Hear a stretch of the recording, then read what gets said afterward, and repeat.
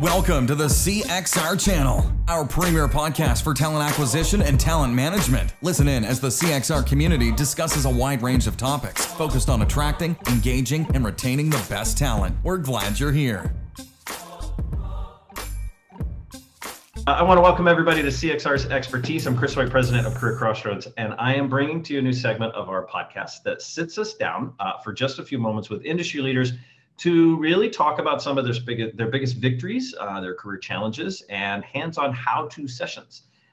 And we do this in less time than it takes for you to enjoy a full cup of coffee, just 15 minutes. And that's why we actually call this an expert tease. All of our discussions have a focused topic. They might be workforce planning, strategic talent, ethics and recruiting, and of course, like today, DE&I challenges. So if you're with us live, we're encouraging everyone to add questions to the chat area of our broadcast throughout the talk. And at the end of the segment, we'll take a question or two if we have the time, and then we'll move the rest of the conversation online to the Talent Talks open and public exchange at www.cxr.works/talent talks. So I'm pretty excited to jump in today for a hands-on how-to session of expertise with none other than friend and industry colleague, Glen Cathey. Glen is the head of digital strategy and innovation at Randstad and is also known to some of us who've been around a while, a little longer than others, as the Boolean Blackbelt. Glen, thanks for joining us. Good morning. Oh, thank you very much. Thanks for having me. Now, we have surveyed hundreds of multinational companies this year, and we asked them what was top of mind for them. And what they were worried about most, what they really wanted to lean in on over the next 12 months. And one topic that came up a few times, well, more than a few times, was attracting and finding diverse talent. So you've got some things you want to show us with regards to finding or sourcing diverse talent today, yeah? Absolutely. All right, I'm going to let you get to it. So give us your thoughts on actually finding diverse talent, and then walk us through some of that. Sure. So I have to always kick off with some foundational elements of search or information retrieval, right? What I've often liked to share with people is that all searches work. Now that's whether you run a Boolean search yourself or whether you're using a solution that matches for you. All the searches work, they return results. The problem with that is they're never going to return all of the available results of people that you actually want to return. I can't stress how important it is to say that and to understand that, and it will come into play when I go into the demonstrations. But it's important for you to understand that every search or match that you use, manual or automated, doesn't matter what the solution, you're not only including some of the people you want to include, you're also excluding some. There's really no way around that. And if we want to get into the discussion during Q&A at the end, that's fine, but just know there's no perfect solution. Perfection is impossible. If you're looking to perform diversity sourcing, there is no way to have a single search be 100% inclusive. And the reason why I say that is sometimes when I demonstrate some of these techniques, some people will say, yeah, but that's leaving out some people. And it's important that you know that I know that. It's also important that you know that. So whether you're creating your own search or you're using a solution and you click a checkbox, which I'll show you a couple actually that do that, in no way, shape, or form are any of those ever perfect or 100% complete. As long as you know that, then you can do something about it and say, well, maybe I'll do a number of different things to make it more inclusive, knowing that there's no way to include all potential people that you're trying to target from an underrepresentation perspective. I also have to throw out a disclaimer that what I'm going to show you, they're just examples of what you can do. I'm not telling you to do this. This is up to you, your company, your HR, legal, diversity. There's a lot of things at play here. I don't know your company. I don't know your diversity sourcing goals. I don't know what you're capable of doing, what your company says you can't do. So take all of this with a grain of salt. But I am super excited to show you a number of things that if you're capable of doing these things, you have either some of these solutions now or perhaps in the future. We'll talk about some free angles as well, that you're just a little bit more informed about the limitations of these approaches. And I think it's important to keep that in mind. So just remember, these are just examples, okay? So the first thing I want to jump into is actually LinkedIn. So I'm going to share my screen. People could just give me confirmation when this works. That would be awesome. Yeah, there you go. I can see your screen. Okay, so actually we're going to jump to LinkedIn first. I know not everybody has LinkedIn Recruiter. and that's fine. We'll actually talk about at the end. I'll have a little closing comments before we open it up to questions. But I have to talk about LinkedIn for a couple of reasons. Number one, in most countries, they are the single largest source of people data that you have access to, quality professional data. So you really shouldn't ignore that. What's also interesting is that surprisingly few people know that when you are using LinkedIn Recruiter or professional services, you're already getting gender representative results. So you can search this yourself, just Google representative talent search on LinkedIn. This actually came out about 2 years ago. So anytime that you're running a search on LinkedIn Recruiter, what this means is that whatever the search is, LinkedIn has the data on the back end. So they know what the gender mix is. And let's say the gender mix for this particular search, which is a software engineer with JavaScript, no particular location, it doesn't matter. If they know on the back end that about 70% of the software engineers are men and 30% are women, on each page of 25 results, you're going to get that same representative mix. And I don't know if anybody wants to comment that, yeah, I already knew this, or hey, that's interesting, I didn't know that. They are working on some other angles towards representative results, but it's important when you look through the results to know that before they actually implemented this, based on differences in how men and women write their profiles on LinkedIn, you could literally go pages and not see a single woman's profile. And so I think it's important to understand and appreciate the fact that as you scroll through, you're going to see a representative mix on every page of 25. So you're getting the best of the representative mix. Hopefully that makes sense to everybody. So again, if you're already using LinkedIn Recruiter, automatically you're getting representative results, which does help you from a gender perspective. And we can talk more about exactly how that works at the end if you'd like, but predominantly they're using AI. First, they have declared demographic information. So they do ask their people that are on the platform for information.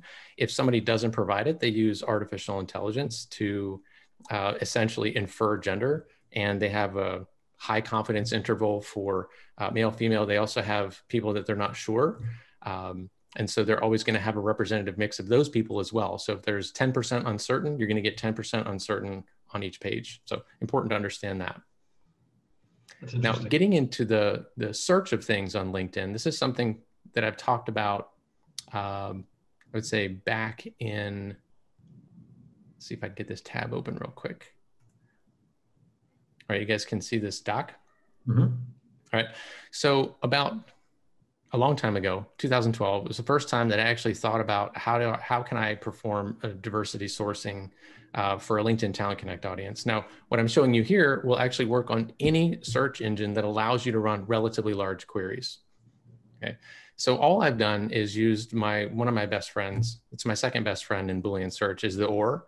And I've just thought of what are all the ways that somebody could mention something? Because the real question to diversity sourcing is, what would uniquely appear only or predominantly on diverse or underrepresented profiles or resumes? That is the killer question.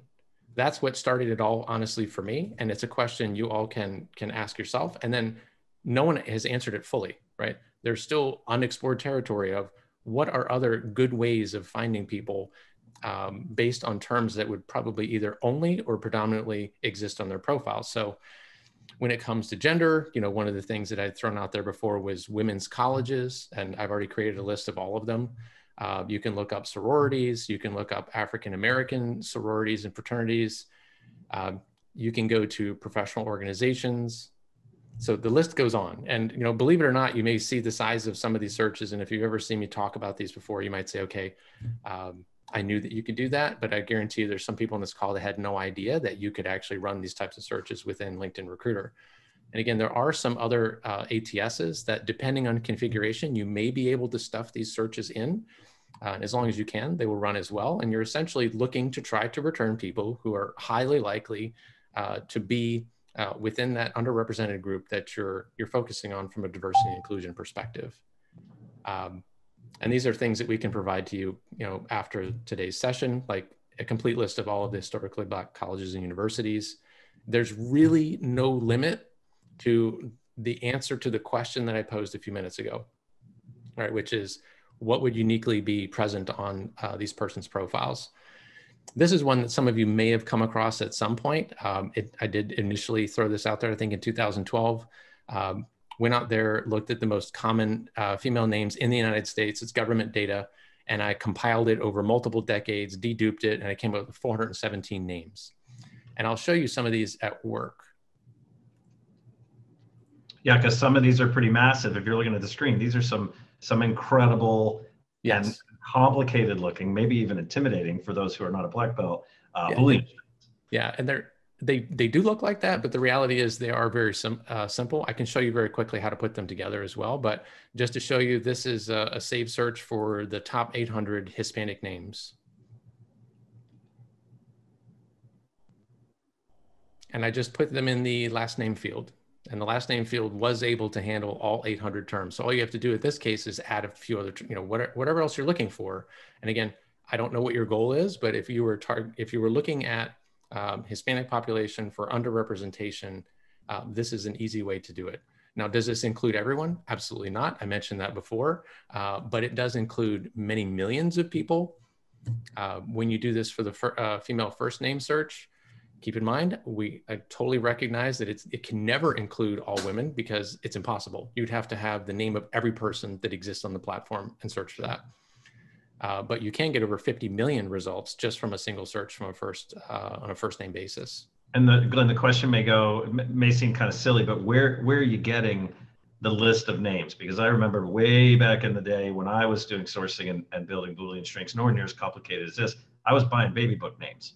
Like what names were popular in what year for females?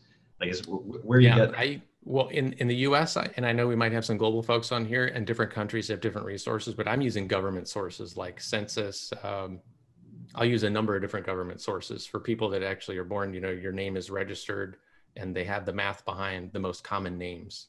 And of course, if you say, hey, it's only the top 100 names let's say per decade, that's not including everyone. Again, of course, it's not, no search can, but what we're trying to do is show you that this is a good way to target up to 60 million women just in the United States on LinkedIn's platform. Massive. So it is incredibly inclusive, but it's never going to be 100% inclusive. All right. I want to keep us moving. You got another piece that you want to show us. Yes, I do. I don't know if anyone's interested in this, like how do you actually create these types of OR strings? If you're curious, you just go to Word, you create a list, you can go to Find, we can go to Replace, and we're just going to basically say, hey, every new line, we want to replace with this. And again, it's something we can cover later as well if you need to after the session, but we replace all and we basically turn it into that OR statement that you can just copy and paste and put into LinkedIn. See, that tip right there is worth the price of admission.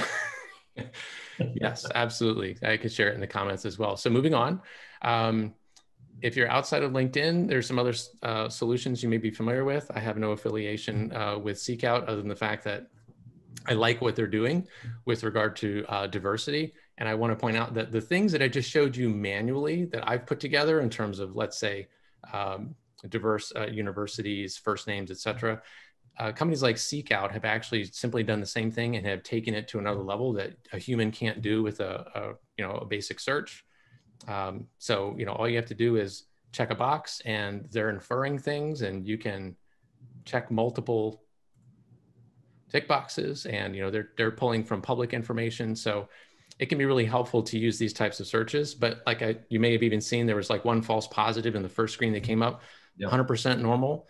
No search is perfect, whether it's a human created one or an algorithmically created one. But again, what I'm trying to stress is that hopefully you want to take, if you're committed to diversity, you're going to take proactive action. And it's better to take action with an imperfect approach than to take no action because you're worried that the approaches are imperfect. Yeah. And then Glenn, let me, sorry, because we got time. We take just one question. We might be able to squeeze two in here, but first question is how accessible is this level of search for everyone who's using LinkedIn? Does it cross, for that feature that you showed us, does it cross all levels of the LinkedIn membership and licenses? Can the free folks use it? The light folks use it? Corporate or enterprise, does it matter? That's a really good question. So I know the answer to some of that, which is you definitely can't do that with a free version. It's the best of my knowledge. But with LinkedIn Recruiter, Recruiter Professional Services, yes. For light, I'm not sure. Okay. Yep. All right, we'll test it out. And then the last question that we've actually got time for, I want to ask you about a character limitation that's typically seen within LinkedIn. Are you getting around that somehow, or have they lifted?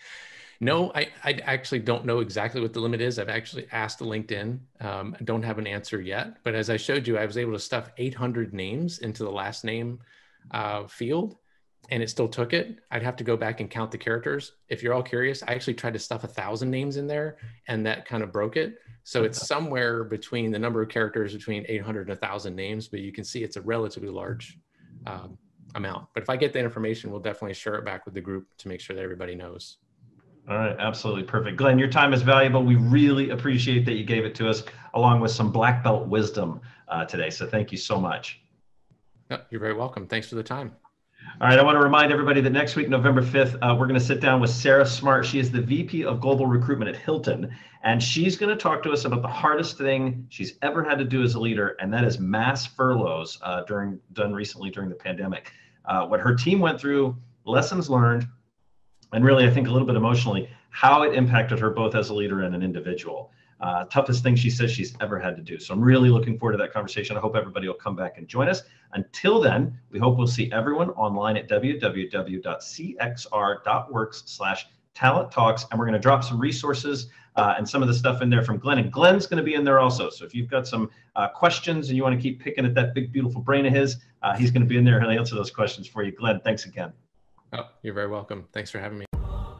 Thanks for listening to the CXR channel. Please subscribe to CXR on your favorite podcast resource and leave us a review while you're at it. Learn more about CXR at our website, cxr.works, facebook.com and twitter.com/careercrossroads, and on Instagram at careerxroads. We'll catch you next time.